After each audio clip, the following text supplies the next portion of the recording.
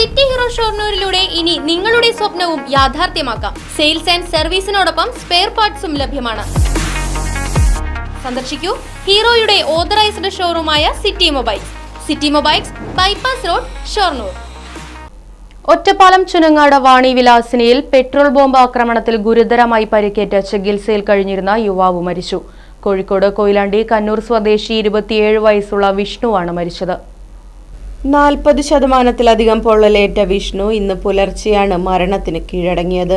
വിഷ്ണുവിനും ഒപ്പം ഗുരുതരമായി പൊള്ളലേറ്റിരുന്ന പ്രിയേഷ് കഴിഞ്ഞ ദിവസമാണ് ആശുപത്രി വിട്ടത്.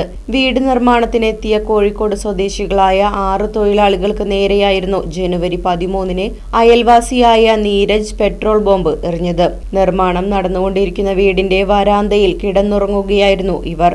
നീരജ് സ്വന്തം ബൈക്കിൽ നിന്നും പെട്രോൾ കുപ്പിയിലാക്കി തിരിയിട്ട് കത്തിച്ച ശേഷം തൊഴിലാളികൾക്ക് നേരെ എറിയുകയായിരുന്നു. തൊഴിലാളികൾ പ്രതിയുടെ പിന്നാലെ ഓടിച്ചെന്ന് പിടികൂടാൻ ശ്രമിച്ചപ്പോൾ കയ്യിലുണ്ടായിരുന്ന കത്തി ഉപയോഗിച്ച് തൊഴിലാളികൾക്ക് നേരെ അക്രമം നടത്തുകയും ചെയ്തിരുന്നു.